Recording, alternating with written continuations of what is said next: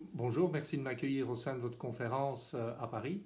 Je ne puis malheureusement être parmi vous puisque je suis ce jeudi en déplacement professionnel en Asie. Je m'appelle Éric Jonquer, je suis et victime de l'amiante et surtout président de l'association belge des victimes de l'amiante, l'ABEVA. L'amiante fait partie de mon environnement familial depuis ma naissance en fait, puisque Pierre Jonquer, mon père, exerçait la profession d'ingénieur technicien auprès de la multinationale Eternit dans un petit village brabançon de Capelop-den-Bosch.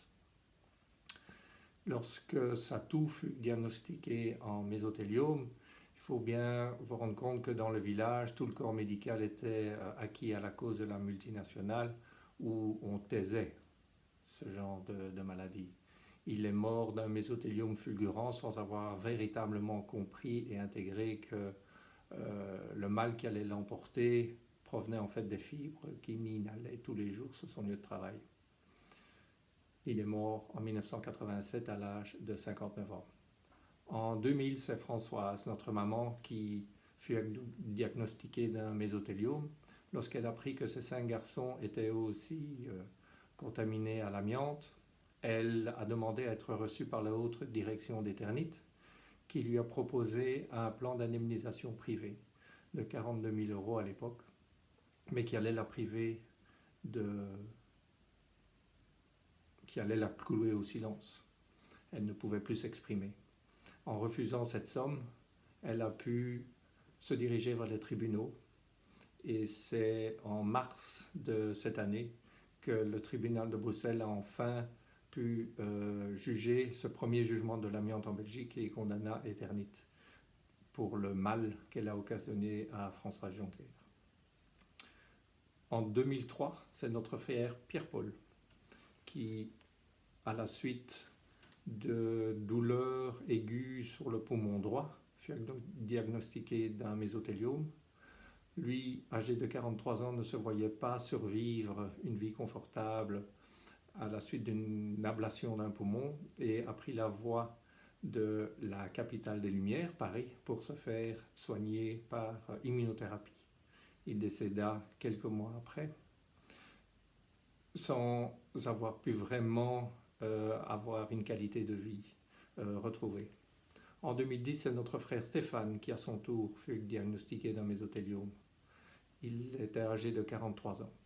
Pour comprendre le parcours familial et pour comprendre son questionnement, je vous propose de lire un extrait du passage sur la fin de vie de Stéphane que j'ai écrit dans un livre.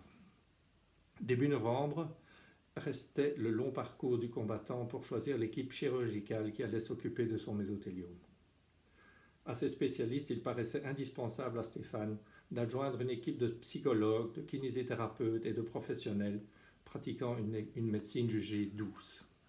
Pas facile dans ces milieux universitaires bien rodés, mais peu enclin au dialogue interdisciplinaire, de trouver une bonne écoute auprès d'autres spécialistes. On sait que les dossiers médicaux ont du mal à voyager d'un service à l'autre. Comment inciter les chefs d'orchestre à se parler entre eux et accepter de coordonner leurs sciences et leurs actes? L'idéal serait que le patient reste totalement maître de sa destinée et que les équipes travaillent de concert en fonction des choix émis par le malade. Le but premier étant de veiller à la qualité de vie du patient, à prolonger si possible son existence et à rendre sa fin de vie plus douce. En questionnement constant, Stéphane et sa chère moitié veulent être informés en permanence et dans un langage compréhensible des tenants et aboutissants des thérapies en cours ou envisagées. Je sens que leurs questions sans détour font souvent mouche, mais finissent soit par lasser, soit par énerver les équipes soignantes peu habituées à de telles mises au clair. Stéphane est mort 18 mois, en laissant derrière lui 3 enfants. Voilà un peu ce qui se passe en Belgique.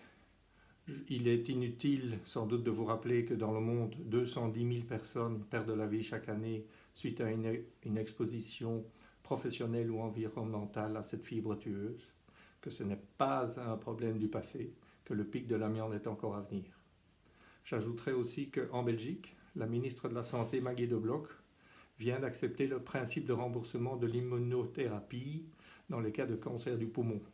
Nous, à l'ABEVA, nous lui avons demandé d'inclure également dans les remboursements les frais d'immunothérapie dans le cas de mésothéliome. Nous attendons sa réponse, mais nous espérons une issue positive. Voilà, je vous souhaite une bonne conférence. J'espère revoir mes amis bientôt. En attendant, bonne fin de journée et merci de votre écoute.